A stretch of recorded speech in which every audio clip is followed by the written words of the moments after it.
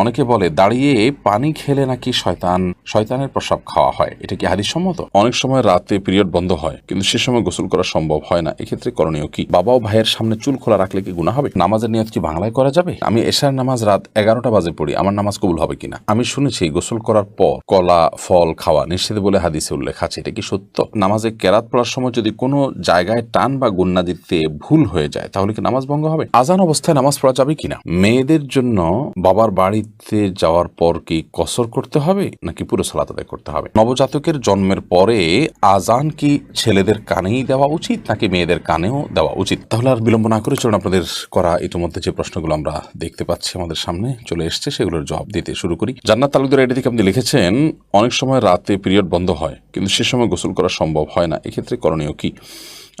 আপনি পরবর্তী সালাতের ওয়াক্ত হওয়ার আগে আগে গোসল করে ফেলবেন। ওমর ফারুক আপনি লিখেছেন, আমি শুনেছি 3বার বিসমিল্লাহ পড়ে কাপড়ের কোনা ধুলে পুরো কাপড় পাক হয়ে যায়, এটা কি সঠিক? আপনার কোনো কাপড়ে যদি ময়লা লাগে, কোন জায়গায় লেগেছে আপনি জানেন না, কিংবা বেশিরভাগ জায়গায় লেগেছে, আপনি যে কোনো কোনা ধরে বিসমিল্লাহ 3বার পড়ে ধুয়ে ফেলবেন আর আপনার পুরো কাপড় পাক হয়ে যাবে। ব্যাপারটি তো সহজ নয়, বরং আপনাকে পুরো কাপড় পাক করার জন্য চেষ্টা করতে হবে। যদি সেটা অস্পষ্ট হয়, কোথায় হারিয়ে গেছে আপনি না জানেন, আর যদি জানেন তাহলে যেই জায়গা না পাক লেগেছে শুধুমাত্র ওই জায়গাটাকে ধুয়ে আপনি পাক করে ফেলবেন, তাতে ইনশাআল্লাহ আপনার কাপড় পবিত্র হয়ে যাবে। সুমনা এর দিকে আপনি লিখেছেন, নামাজের নিয়ত কি বাংলায় করা যাবে? নিয়ত মানে তো মনের ইচ্ছা, মনের যে ইচ্ছা, মনের যে টার্গেট, মনের যে লক্ষ্য, আপনি কি নামাজ পড়ছেন, কোন সময় পড়ছেন, এটাকে উপস্থিত করতে পারা, এটাকে জাস্ট আপনার মাইন্ডে আপনি হাজির করলেন, মুস্তাহাজার যেটাকে বলা হয়, সেটাই যথেষ্ট। বাংলা আলাদা করে বা আরবিতে কোনো ভাষাতেই নিয়ত মুখে উচ্চারণ করার দরকার নেই। নাজিম আহমেদ শুভ্র এআইডি থেকে আপনি লিখেছেন, আমার বাবা আমার মায়ের মোহর পরিশোধ না করে মারা গেছেন, এখন কি আমি আমার বাবার পক্ষ হয়ে মোহরের অর্থ আম্মাকে দিতে পারবো? হ্যাঁ ভাই শুভ্র, অবশ্যই আপনি আপনার বাবার হয়ে আপনার মাকে মোহরের অর্থ দিতে পারবেন। এবং এই মাসআলাটি আমরা অনেকে জানি না যে যদি কোনো মানুষ জীবদ্দশায় তার স্ত্রীকে মোহর না দিয়ে মারা যান, তাহলে তার মৃত্যুর পর তার যে পরিত্যক্ত সম্পদ আছে সেখান থেকে তার যে ঋণগুলো পরিশোধ করা হবে, তন্মধ্যে থেকে তার মায়ের যে মোহর বাবদ প্রাপ্য টাকা সেটাও কিন্তু পরিশোধ করতে হবে, অর্থাৎ সেটাও ঋণের মধ্যে থাকবে। এমডি আব্দুল্লাহ আপনি লিখেছেন, আমি এশার নামাজ রাত 11টা বাজে পড়ি, আমার নামাজ কবুল হবে কিনা? এশার নামাজ রাত 11টা পড়লে সেটা হয়ে যাবে। বিশেষ করে রাতের 1/3 পর এশার সালাত আদায় করা উত্তম। মধ্যরাতের আগ পর্যন্ত এশার নামাজ পড়া জায়েজ।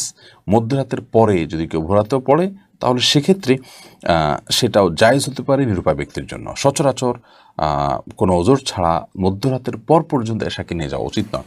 এখন এই মধ্যরাতটা কয়টা বাজে হবে এটা আপেক্ষিক বিষয়, কোনো মৌসুমে কোনো দেশে এক সময় হতে পারে, অন্য দেশে আরেক সময় হতে পারে।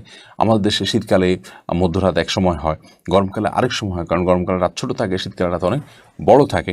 তো এটা ভ্যারি করবে যে সূর্য ডোবা থেকে নিয়ে শোবে সাদেক বা ফজর ওয়াক্তে শুরু হওয়া পর্যন্ত পুরো সময়টাকে ভাগ করে তার ঠিক মাঝামাঝি যে জায়গাটা সেখানে হলো আপনার আমাদের সীমানা, তার আগে আগে আমাদেরকে এশার সালাত আদায় করতে হবে। আর পরে করলে আদায় হয়ে যাবে, যদি ফজরের সালাতের ওয়াক্ত হওয়ার আগে আগে তাহাজ্জুদের সময় 3টা-4টা বাজে রাত পড়েন তাও আদায় হয়ে যাবে, বাট এটা অনুচিত এবং এরকম বিলম্ব করা উচিত না। নবী করিম সাল্লাল্লাহু আলাইহি সাল্লাম ওয়াক্তমতো সালাত আদায়ের উপর আমাদের খুব বেশি গুরুত্ব আরোপ করেছেন। সিরাত উর্মি ইসলাম এআইডি থেকে আপনি লিখেছেন, বাবা ও ভাইয়ের সামনে চুল খোলা রাখলে কি গুনাহ হবে?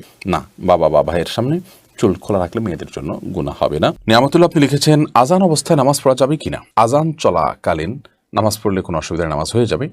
তবে ধরুন আজান শুরু হয়েছে, তখন আপনি নামাজের নিয়ত না করে আজানের জবাব দিবেন, এবং আজানের জবাব দেওয়া শেষ হয়ে গেছে তারপর আপনি এবার সালাতের নিয়ত করবেন।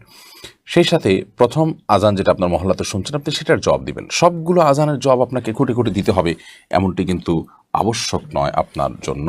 মেহরুনি আড়ি থেকে আপনি লিখেছেন, এশার নামাজ কাজা হলে ভিতরের নামাজও কি কাজা আদায় করতে হবে? জি, এশার নামাজ যদি কাজা হয় তাহলে সেক্ষেত্রে ভিতরের সালাতও তার সাথে আদায় করবেন। মেয়েদের জন্য বাবার বাড়িতে যাওয়ার পর কি কসর করতে হবে নাকি পুরো সালাত আদায় করতে হবে? দেখুন, মেয়েরা বিবাহের পর স্বামীর সংসারে যখন চলে আসেন, এটাই তাদের বাড়ি, এটাই তাদের ঠিকানা, এটাই তাদের বসবাস।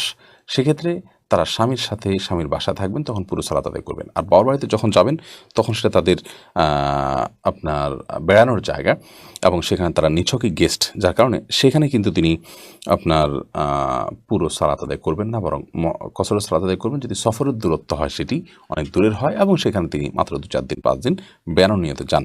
আর যদি সেখানে তিনি বসবাস শুরু করেন বা সেখানে বসবাসের তার সুযোগ আছে, সন্তানের সেখানে থাকেন, অনেকে ঘর জমায় থাকেন ইত্যাদি, তাহলে সেখানে পুরো সালাত তিনি আদায় করবেন। আবু সাদাত এমনি সাইম আপনি লিখেছেন, আমি শুনেছি গোসল করার পর কলা ফল খাওয়া নিষেধ বলে হাদিসে উল্লেখ আছে, এটা কি সত্য? গোসল করার পর আর কলা বা ফল খাওয়া যাবে না এমন কোনো কথা কোরআন হাদিসে কোথাও আছে বলে আমার জানা নেই। আপনি কলা বা ফল এটা যে কোনো সময় খেতে পারেন, অর্থাৎ আপনি স্বাভাবিক যে কোনো সময় খেতে পারেন, এমনকি গোসল করার পর খাবেন না, আগে খাবেন, সকালে খাবেন না, দুপুরে বিকালে খাবেন, সেটা কিন্তু আপনার ব্যাপার। শরীয়তের এক্ষেত্রে তেমন কোনো বক্তব্য নেই। বিশেষ করে যে কথা বলা হচ্ছে এখানে যে গোসলের পর কলা খাওয়া ফল খাওয়া নিষেধ, এরকম কোনো কথা হাদিসে নাই। এটি যদি কেউ বলে থাকেন সেটি ভিত্তিহীন এবং মন গড়া। মোনালিসা মুন আপনি লিখেছেন, নবজাতকের জন্মের পরে আজান কি ছেলেদের কানেই দেওয়া উচিত নাকি মেয়েদের কানেও দেওয়া উচিত? নবজাতকের জন্মের পর আজান এটি ছেলে মেয়ে উভয়ের কানে দিবেন। আমরা অনেকে এক্ষেত্রে মনে করি শুধু ছেলেদের কানে দিতে হবে, না, উত্তর হলো ছেলে মেয়ে উভয়টির কানে দিতে হবে, এটি সঠিক। এবং আজান সম্পর্কে নবজাতকের কানে সপ্তম দিনে আজান, জন্মের পরে তাকে আজান দেওয়া, এ বিষয়টি বিভিন্ন হাদিস দ্বারা প্রমাণিত। যদি হাদিসের সনদগুলোকে মুহাদ্দিসরা অনেকে দুর্বল বলেছেন, কিন্তু সেটা আমলযোগ্য। এবং যার কারণে নবজাতকের শিশু তার কানে আজান দিতে হবে জন্মের পর, সেটি ছেলে হোক কিংবা মেয়ে হোক। যদি এটা ওয়াজিব নয়, কিন্তু দিলে সেটা ভালো মুস্তাহাব। এমনি সালমান আপনি লিখেছেন, নামাজে কেরাত পড়ার সময় যদি কোনো জায়গায় টান বা গুন্না দিতে ভুল হয়ে যায় তাহলে কি নামাজ ভঙ্গ হবে? সাধারণত মদগা গুন্নাতে ভুল হলেই নামাজ ভঙ্গ হয়ে যাবে, ব্যাপারটা এত সহজ নয়। তবে এটি কখনো কখনো হতে পারে এমন যে আপনার লাহানে জালি হয়ে গেল, যে মদ বা টেনে পড়া বা না পড়ার কারণে অর্থ বিকৃত হয়ে ভয়াবহ কোনো অর্থ দাঁড়ালো, যেটা কোরআনের উদ্দেশ্যের পরিপন্থী, তাহলে সেক্ষেত্রে লাহানের জালিটা নামাজ ভঙ্গের কারণ হতে পারে। আহসান হাবিব আপনি লিখেছেন, বিয়ের মহরানা কি ছেলের নিজের উপার্জিত হতে হবে নাকি ছেলে তার বাবা থেকেও নিতে পারবে? বিয়ের মহরানা এটা ছেলের উপার্জিত অর্থেই হতে হবে এমনটা আবশ্যক নয়, বরং তার বাবা থেকে সে চাইলে নিতে পারে। এবং আপনার বাবা যদি তার ছেলেকে মহারণার টাকা দেন, মা যদি দেন, কোনো বন্ধু বান্ধব যদি দেন, বা অন্য কেউ যদি তাকে হেল্প করেন, তাহলে সেটা তার জন্য নাজায়েজ বা গুনাহের কিছু হবে না। কারণ একজন আরেকজনকে গিফট উপঢৌকন দিতেই পারেন। বাকি এটি মূল আপনার কর্তব্য হলো, এটি আদায় করার কর্তব্য হলো ছেলের উপর। তাকে কেউ দিয়ে দিল যে ঠিক আছে তোমারটা আমি আদায় করে দিলাম, বা তোমাকে আমি টাকা দিলাম তুমি এটা দিয়ে আদায় করিও, সেটা জায়েজ হতে পারে। ইয়াসমিন খাতুন আপনি লিখেছেন, অনেকে বলে দাঁড়িয়ে পানি খেলে নাকি শয়তানের প্রস্রাব খাওয়া হয়, এটা কি হাদিস সম্মত? না ভাই, এটা হাদিস সম্মত কোনো কথা নয়। আমরা অনেক মন গড়া কথাবার্তা বানিয়ে নিয়েছি, যেগুলো হয়তো মানুষকে সংশোধন করার উদ্দেশ্যে কেউ বানিয়েছেন। যেমন দাঁড়িয়ে পানি করলে সেটা শয়তানের পেশাব খাওয়া হয়, নাউজুবিল্লাহ। তারপরে কেউ যদি শুয়ে শুয়ে বই পড়ে তাহলে সেক্ষেত্রে ক্ষতি হয় মুখটা। তারপরে বই পড়ে যদি কেউ পৃষ্ঠা খুলে রেখে যায় তাহলে শয়তান পড়ে ফেলে। এগুলো সব লোকমুখে প্রচলিত এবং বানোয়াট কথা, যেগুলোর কোনো ভিত্তি কোরআন হাদিসে কোথাও নেই। এগুলো যারা বানিয়েছেন হয়তো বা তারা এই জন্য বানিয়েছেন যে ধরুন দাঁড়িয়ে পেশাব পানি খাওয়া তো আসলে স্বাস্থ্যের জন্য ভালো না, গলা আটকে যেতে পারে, আর শরীরের দৃষ্টিকোণ থেকে এটা ভালো জিনিস না। তো এই খারাপ কাজটা যাতে কেউ না করে সেজন্য একটু শক্ত করে একটা বানোয়াট কথা দিয়ে তাকে ভয় দেখাই দিলেন। তো এই ধরনের বিষয়গুলো সৎ উদ্দেশ্য করা হলেও অনুচিত এবং নাজায়েজ। কারণ মান কাযিবা আলাইয়া মুতাআম্মিদান ফালিয়াতাবাওয়া মাকআদাহু মিনান নার। নবী সাল্লাল্লাহু আলাইহি ওয়াসাল্লাম বলেছেন, আমার নামে যে মিথ্যা কথা বলবে, মিথ্যা কথা রটাবে, সেই জন্য তার ঠিকানাকে জাহান্নামে জেনে রাখে। বিধায় এই ধরনের আপনার এই ধরনের কথা বলা এটা জায়েজ এবং গুনাহের কথা।